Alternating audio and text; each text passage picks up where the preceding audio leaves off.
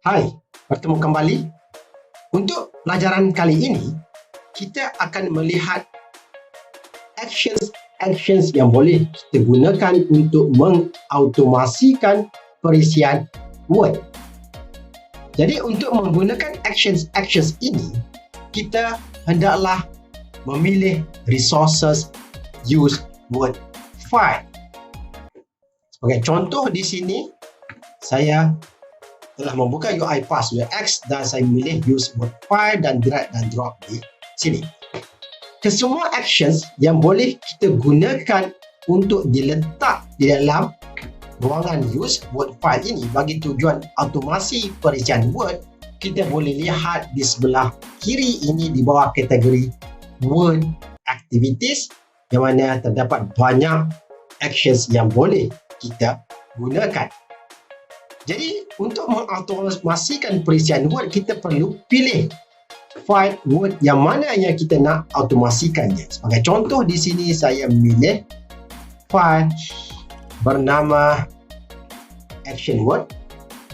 Jadi action yang seterusnya akan dilakukan terhadap file Word ini.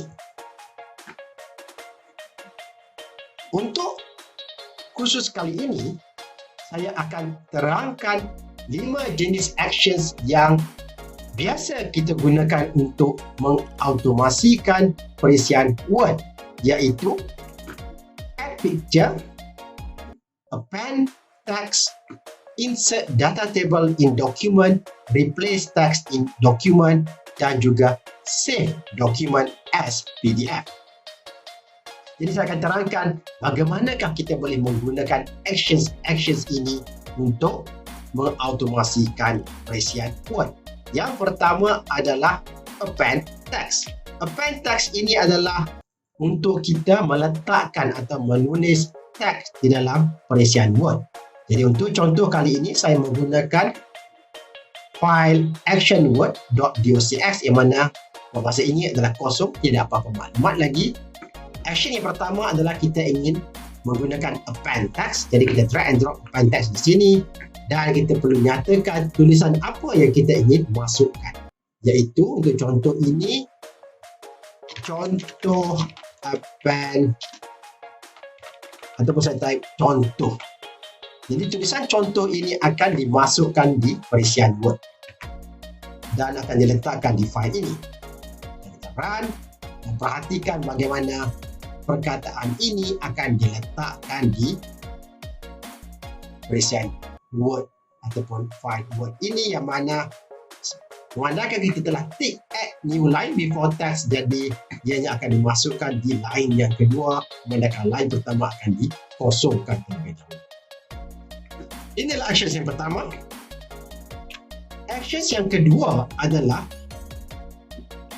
add picture, yang mana actions ini adalah untuk kita memasukkan gambar ataupun image ke dalam Word file. Itu saya klik actions add picture dan letakkan di sini, dan kita bolehlah memilih gambar mana yang kita ingin masukkan. Sebagai contoh di sini saya menggunakan gambar logo UiPath UX ataupun logo UiPath, dan kita boleh nyatakan di mana kita ingin memasukkan gambar ini. Sebagai contoh, saya ingin memasukkan di ruangan teks selepas atau sebelum teks yang akan dicari adalah contoh, yang mana perkataan ini telah dimasukkan tadi, dan saya ingin memasukkannya di after, bermaksud selepas tulisan contoh gambar tersebut akan dimasukkan. Dan klik run dan perhatikan bagaimana gambar ini dimasukkan selepas tulisan contoh. Dan perhatikan di sini yang bahawa logo UiPath itu dalam bentuk image telah dimasukkan di contoh. Jadi terlebih dahulu sebelum kita melakukan action yang seterusnya. Action yang seterusnya adalah iaitu replace text in document. Jadi untuk tujuan itu, contohnya saya ada tulisan nama di sini dan saya ingin memasukkan nama saya, Bakhtiar Afendi bin Rosli, untuk menggantikan tulisan ini. Itu action yang boleh digunakan adalah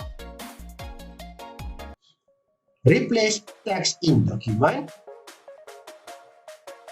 drag dan drop di ruangan di dalam kotak use word file, dan tulisan yang dicari adalah nama, bracket nama, dan replace with, saya akan menggantikannya dengan nama saya tanpa bracket. Save, dan perhatikan yang bahawa tulisan bracket nama akan ditukar dengan nama saya, iaitu Bakhtiar Afendi Rosli.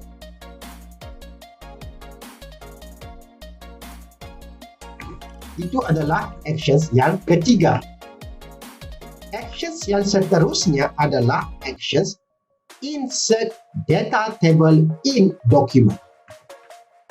Seperti yang telah kita ketahui, pada actions UI automations untuk modul yang kedua tempoh hari, kita boleh mengambil jadual daripada laman web dengan menggunakan actions extract data table yang mana ia di bawah UI automation. Jadi data table yang telah disimpan itu boleh kita letakkan dalam perisian Word dengan menggunakan actions extract, dengan menggunakan actions insert data table in document. Jadi untuk tujuan itu, saya menggunakan use application browser terlebih dahulu untuk mengambil data table atau jadual tersebut.